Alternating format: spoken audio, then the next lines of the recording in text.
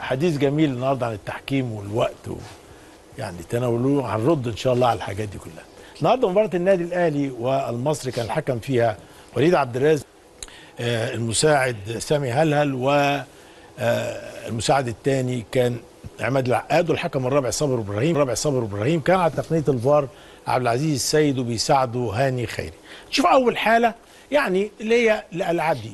خلينا نقول دي الالعاب ده الالتحامات اللي هي طبيعيه، ما بقاش فيها، ما تقولش ان هنا خبطوا الايد والحاجات، شيء طبيعي بيحصل الكلام ده، لكن ما فيهاش اخطاء، ما تحسبش اخطاء. اللعبه دي بص، هي اللعبه دي خطورتها في ايه؟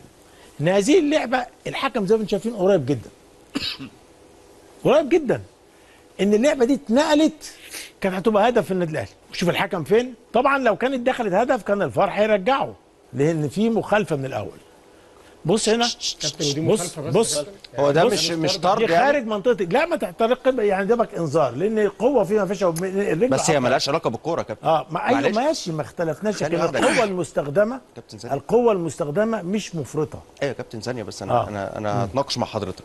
دلوقتي الكوره فين؟ جوه بره خارج منطقه الجزاء. ماليش دخل لا مش داخل، هي فين، جوه ولا بره؟ هو عماد عايز يقول ان الكوره بره اللعبه اصلا بره اللعبه. هو ما راحش على الكوره. ما هو لا، هو كان راح على الكوره، خلي بالك ايا كان، وده حط رجله التحام بين اثنين. في كوره فين يا جماعه الكوره؟ ايوه الكوره بعيده يا كابتن. عنك رجله اتكسر يا كابتن. ايوه يا كابتن، بس القوه المستخدمه فين؟ الكسر ما اتكسرتش رجله. ده ربنا بيحبه انه ما كسرتش رجله يعني. هنعترض انا بسال يا كابتن، بس معلش انا عايز اقول حاجه. عشان تطرد لابد من قوه مستخدمه، القوه المستخدمه هنا مش مفرطه، فبالتالي ما ينفعش يدي غير انذار بس. طب الكوره دي انا كابتن شناوي هتحسب فاول ولا تحسب؟ طبعا لازم فاول، عشان كده انا بقول لك. هو عماد بقول لك لو جت هدف كمان في النادي الاهلي كان الفار هيرجعه، هيحسب هنا فاول ويلغي الجول. يعني انا كابتن شناوي بس انا عشان افهم مع حضرتك بالراحه والناس تفهم، انا لو الكوره بيني وبين حضرتك فبعدت عنك رحت انا دايس على رجلي. لا هو خلي بالك، هو راح الكوره كانت بعدت. لا يا كابتن مش حد بيدخل يدوس على الكوره. بص بقى كمل بس اهي، بص الكوره هنا فين؟ الكوره بينهم الاثنين، الاثنين قدام الاثنين اهو. بص الثاني بيحط على الكوره، كانت الكوره راحت، فخلاص. انا عايز اقول ان طبعا كان لابد يحتسب الفاول، فاول واضح جدا. يعني هو كان قريب منه ما حسبوش. انا مش شايفها تنافس يا كابتن، معلش انا اسف يعني. انا شايف ان الكره اتزقت وهو داس على رجله. انا بتفق مع كابتن مدحت. انا مش شايفها تنافس خالص. اتفضل يا كابتن. الكره اتحركت. ماشي يا كابتن احمد. انت برضو يعني ايه نفس اللي خليت برضو انا مع كابتن احمد اللي خليته يضحك كتير. اتفضل يا كابتن. هنا نفس الكلام يا كابتن، نفس الكلام هنا. ما تجيش تقول لي في مخالفه. خلاص هو النهارده الشناوي صد، والتاني اللي بيلقي الالتحام المهاجم اللي جاي بيخبط فيه زي ما انت شايف، اللي خليته يضحك كتير. اتفضل يا كابتن. ماشي، نيجي هنا طبعا الالتحام جاي من جريندو للشناوي. الشناوي بيطلع الكوره، جريندو شاط الكوره وده راح خبط فيه، فبالتالي ما تقدرش تقول عليها ركله جزاء. هو زي ما انتم شايفين جريندو اهو، الشناوي بيطلع، هو جريندو اللي بيكمل رايح على الشناوي ماشي بالعرض، جريندو ماشي بشكل عمودي. نشوف الحاله اللي بعد كده.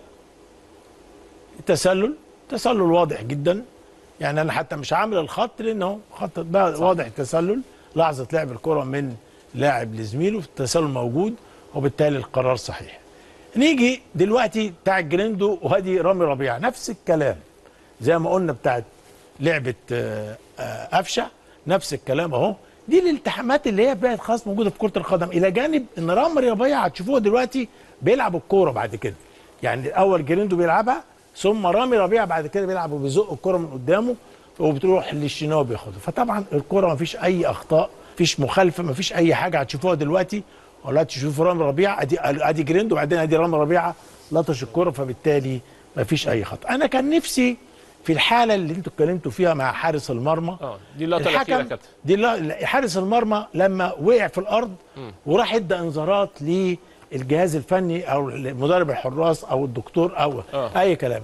كان المفترض دي يدي للحارس، ما يديش للدكتور او المدرب الحراس او بشكرك يا كابتن احمد. انا بشكرك جدا، شرفتنا ونورتنا. اشكرك. شكرا. اعتقد احنا كده خلصنا يومنا. بعد قليل هيكون معانا حلقه جديده من برنامج الكابيتانو، برنامج كابتن